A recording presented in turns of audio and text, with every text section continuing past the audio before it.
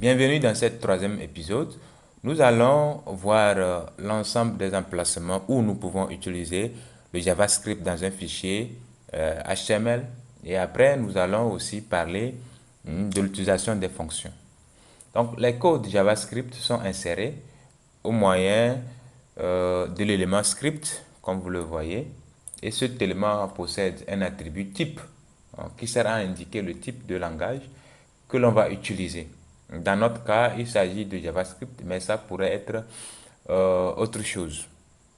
Donc, pour, pour ce qui concerne ce que j'ai déjà écrit, je n'ai pas précisé le type parce qu'avec le HTML5, ce n'est plus important. Dès que vous écrivez tout simplement script, il sait automatiquement que vous êtes en train d'écrire du JavaScript. Sinon, on pouvait juste écrire type égal et mettre test slash JavaScript.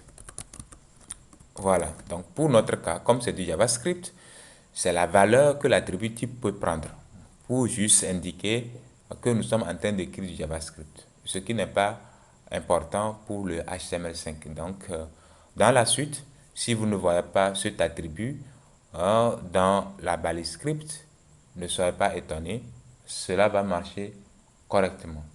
Donc, pour placer du code JavaScript directement dans votre page, c'est ce que nous on a déjà fait. Donc, c'est très simple. On l'a déjà fait depuis le début pour juste afficher le Hello World. Il est possible aussi, et même conseillé, d'écrire le code JavaScript dans un fichier externe, important l'extension .js. Quand on a créé le fichier .html, quand on a créé le fichier HTML, l'extension c'était .html. Et quand on était aussi avec le CSS, l'extension c'était .css. Et pour ce qui concerne maintenant le JavaScript, l'extension c'est .js. D'accord? Peut-être que je parle, vous n'entendez pas, je dis .js. Donc tout à l'heure, nous allons créer un fichier et là, on va mettre .js. Donc ce fichier est ensuite appelé depuis la page web au moyen de l'élément script qu'on a déjà utilisé et son attribut src qui contient maintenant l'URL du fichier JS. Donc, nous allons essayer rapidement de créer un fichier JS. Là, on revient ici, on clique sur New File. Je vais l'appeler hello.js. Très bien. Donc, tout le code JavaScript que j'aurai à écrire va se retrouver ici. À supposer que j'écrive déjà alerte hello world, qu'on a déjà écrit de l'autre côté, point virgule. Je vais revenir maintenant faire appel à ce fichier-là dans ce fichier HTML. Et comment est-ce que cela va se passer? J'enlève tout ce que je viens d'écrire là et ajouter un src ici. Excusez-moi, c'est src égale, voilà. Et à l'intérieur de src maintenant, je vais mettre hello.js. Et là, une parenthèse très importante. Ici, je suis en train d'écrire directement hello.js parce que le fichier index.html et le fichier hello.js sont ensemble dans le même dossier. Si ce n'était pas le cas, il va falloir mettre le chemin qui va en permettre au fichier index.html d'aller lire le contenu du fichier hello.js.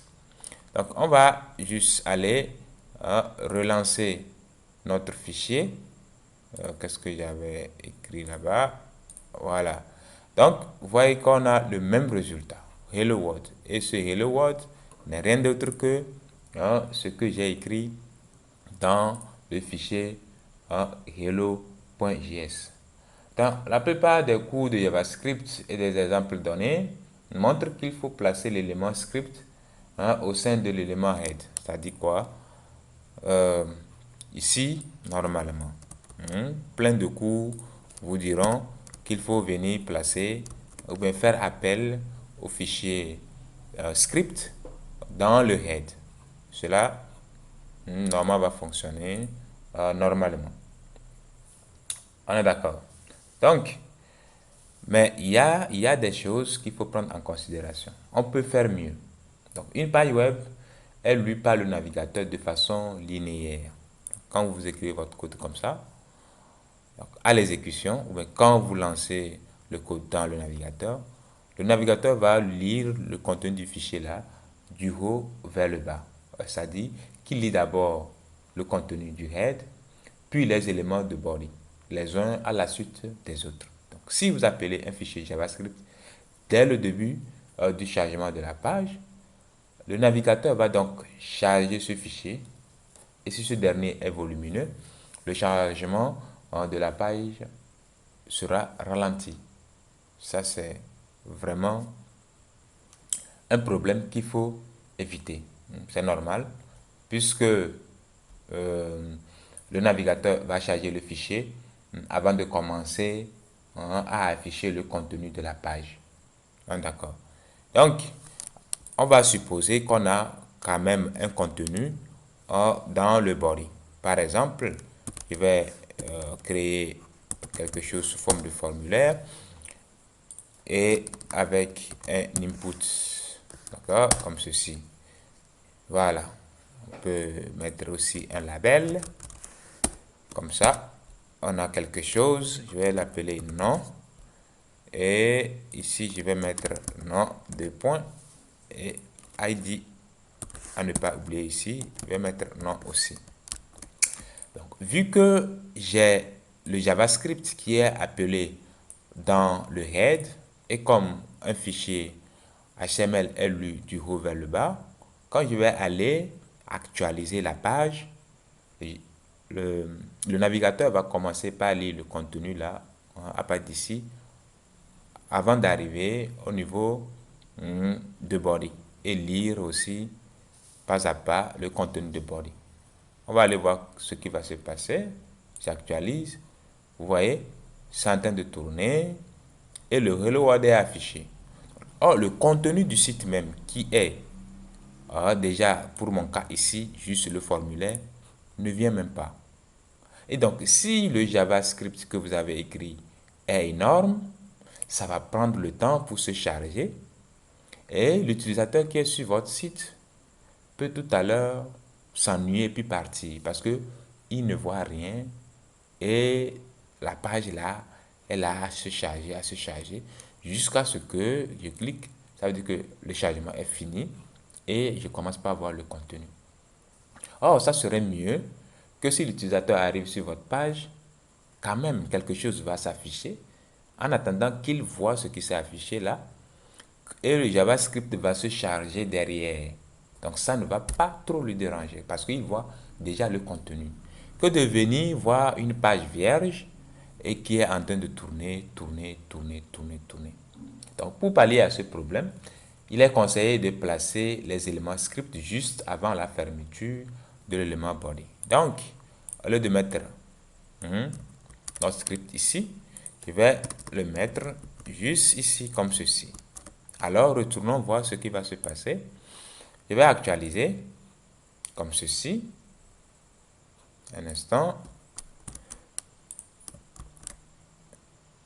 Voilà. Je vais plutôt rouvrir carrément. Vous voyez? Donc, cette fois-ci, quand j'ouvre, d'accord, le projet, déjà le contenu s'affiche. D'accord? Et le JavaScript vient après. Donc, si vous avez un grand site, le contenu de votre site, au moins ce qui est visible, le test, les images, les vidéos vont s'afficher en attendant que le JavaScript se charge derrière. Et là, ça garde le visiteur sur votre page web.